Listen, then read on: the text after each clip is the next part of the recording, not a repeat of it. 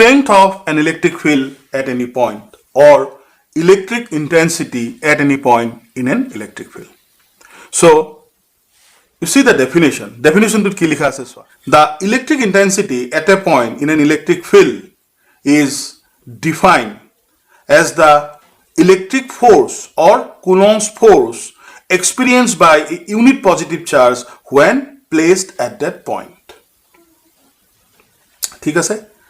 তাৰ মানে কথাটো এনেকুৱা, suppose ধৰা হ'ল তোমাৰ ইয়াতে এটা কি আছে source charge. ঠিক আছে? ক'ত আছে? O'ত আছে.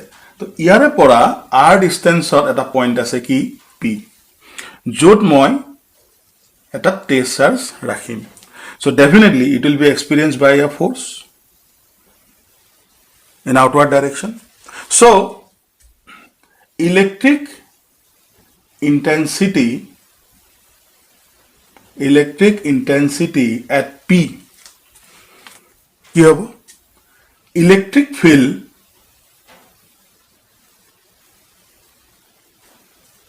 F by Q naught. ঠিক আছে? So definition of কি কৈছিল যে electric intensity at a point in an electric field is the Coulomb force experienced by a unit positive charge when placed at that point. তাৰ মানে this is the force experienced by, in our case, plus Q naught divided by plus Q naught. অৰ্থাৎ মই এনেকৈ ক'ব পাৰোঁ যদি এইটো +1 হ'লেতেন, +1 coulomb হ'লেতেন, তেনেহ'লে এইটোও +1 কুলম হ'লেতেন, তেতিয়াহ'লে ইলেক্ট্ৰিক ইণ্টেন্সিটি কাৰ সমান হ'লেতেন? ইলেক্ট্ৰিক ফ'ৰ্চৰ সমান হ'লেতেন. আৰু সেইকাৰণে ডেফিনেশ্যনত কি কৈছে যে electric intensity at a point in an electric field is the coulombs force experience by a unit positive charge when placed at that point. তো গতিকে this is the basic expression for কি electric intensity. আচ্ছা, এতিয়া চোৱা what is F? F কি হয়? F হয় তুমি জানা কিউ নট ডিভাইডেড বাই কি আৰ স্কোৱাৰ. ঠিক আছে? তেতিয়াহ'লে ইলেক্ট্ৰিক ফিল্ডৰ মেগনিটিউড কিমান হ'ব? ইলেক্ট্ৰিক ফিল্ড বুলিও কয়, ইলেক্ট্ৰিক ইণ্টেন্সিটি বুলিও কয়. কি লিখিম? Q naught divided by R square divided by Q naught. So this Q naught and this Q naught will cancel out. So what you will have? That magnitude is what? KQ by K R square. So this is equation 2. ঠিক আছে? Okay. So in vector form kenake likhim? E is equal to KQ by R square eta R cap. What is R cap? R cap is the unit vector in this direction. This is R cap. আচ্ছা, okay. So কে এর value যদি বহাই দিও কি হ'ব? ই is equal to 1/4 pi epsilon not capital Q by কি r square. So this is the expression for electric intensity at a distance of r from a source charge plus q. So no take charge. So no take charge is here. Q naught নাই. Final এক্সপ্ৰেছনত Q not নাথাকে, কাৰণ Q নটক আনা হৈছে ফিল্ডখন আছেনে নাই তাক test কৰাৰ কাৰণে. আৰু যেতিয়া টেষ্ট হৈ গ'ল যে ফিল্ডখন আছে, চ' তাক কি কৰা হয়? পঠাই দিয়া হয়. সেইকাৰণে ফাইনেল এক্সপ্ৰেছনত কোনো ধৰণৰ টেষ্ট চাৰ্জ নাথাকে. আচ্ছা, ইয়াৰ এছ আই ইউনিট কি হ'ব কোৱা? এছ আই ইউনিট হ'ব কিমান? এছ আই ইউনিট হ'ব নিউটন পাৰ কুলম. আৰু ডাইমেনশ্যনেল ফৰ্মুলা কিমান হ'ব কোৱা? ডাইমেনশ্যনেল ফৰ্মুলা কি হ'ব? F by Q. অৰ্থাৎ এফৰ কাৰণে কি লিখিম? m1 l1 t-2 divided by কি a1 t1. অর্থাৎ আমি ফাইনালি কি লিখিম? m1 l1 t-3 a-1. So this is the definition of electric intensity and this is the expression for magnitude of electric intensity, and in vector form it can be written like this. এটা খুব important কথা. So why magnitude of test charge should be very very small? So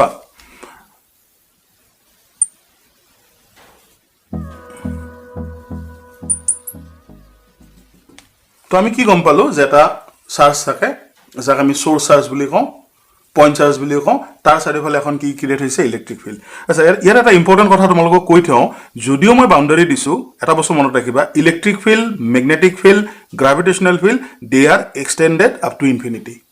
so ইয়াতে বাউন্ডাৰীটো যে দিছোঁ just for understanding, কিন্তু সদায় মনত ৰাখিবা electric field is extended up to infinity. আচ্ছা, তো ছাপ'জ মই এই পইণ্টটোত মই মোৰ ফিল্ডখন টেষ্ট কৰিব খুজিছোঁ। চ' মই কি কৰিম, মই এটা সৰু টেষ্ট চাৰ্জ বহুৱাম, ঠিক আছে।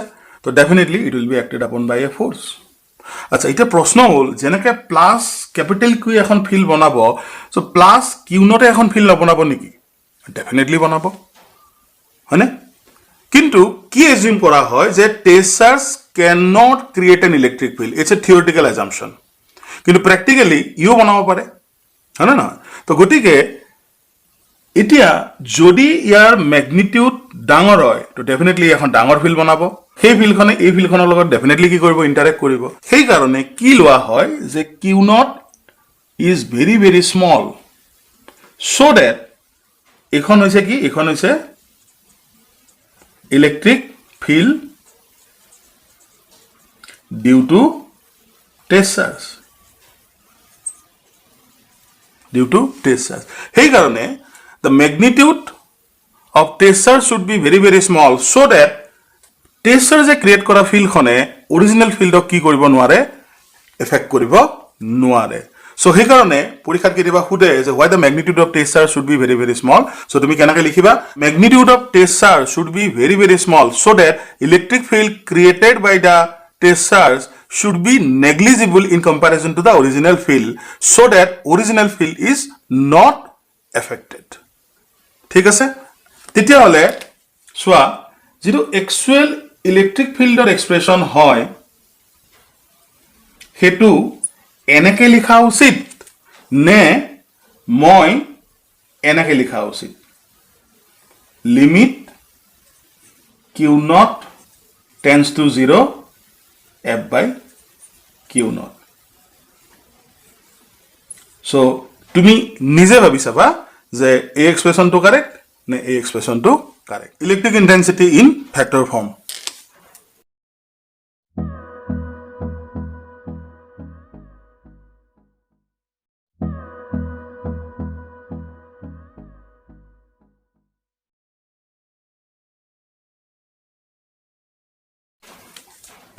Okay, so point charge plus q at A, due to which we have to find out electric intensity at B.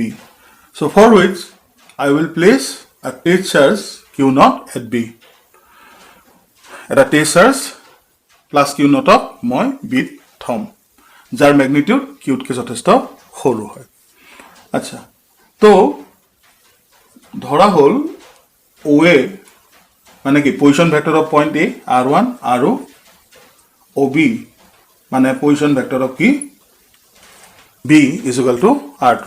তেতিয়াহ'লে from triangle OAB, OA vector plus AB vector is equal to কি হ'ব, OB vector, অৰ্থাৎ AB vector মানে কি হ'ব, OB vector minus OA vector is equal to কি হ'ব, R2 minus কি R1, ঠিক আছে। আচ্ছা, এতিয়া তোমালোকে জানা AB vector মানে কি হয়, AB vector মানে mod of AB vector into a unit vector in the direction of কি AB vector, ঠিক আছে। তাৰ মানে সেই ইউনিট ভেক্টৰটো কিমান হ'ব, AB vector divided by কি mod of AB vector, অৰ্থাৎ vector R2 minus R1 divided by mod of vector R2 minus কি R1, ঠিক আছে। ওকে, এতিয়া চোৱা, আমি জানো যে ইলেক্ট্ৰিক ফিল্ড এট বি কিমান হ'ব, ই ভেক্টৰ ইজ ইকুৱেল কি আছিল কোৱা, এফ বাই কি কিউ নট, ঠিক আছে। What is F? F is the force of repulsion between কি প্লাছ কিউ আৰু প্লাছ কিউ নট, ঠিক আছে। তেতিয়াহ'লে এফ কি আছিল কোৱা, কে কিউ কিউ নট ডিভাইডেড বাই কি হ'ব, mod of AB স্কোয়াৰ, আৰু লগতে এটা ইউনিট ভেক্টৰ লাগিব, সেইটো কি হ'ব আৰ কেপ AB, হা, ডিভাইডেড বাই কোন কিউ নট। তাৰমানে তুমি কি লিখিবা, কেৰ জেগাত লিখি দিলা 1/4 pi epsilon not this Q naught cancel out. So capital Q by কি হ'ব mod of AB square তাৰ পিছত এই r কেপৰ জায়গাত তুমি এতিয়া কি লিখিব পাৰা তুমি লিখিব পাৰা AB vector divided by mod of AB অৰ্থাৎ তুমি কি পাই গলা 1 by 4 pi epsilon naught Q divided by mod of AB whole cube আৰু ইয়াতে কি পালা AB factor ঠিক আছে so your final expression will be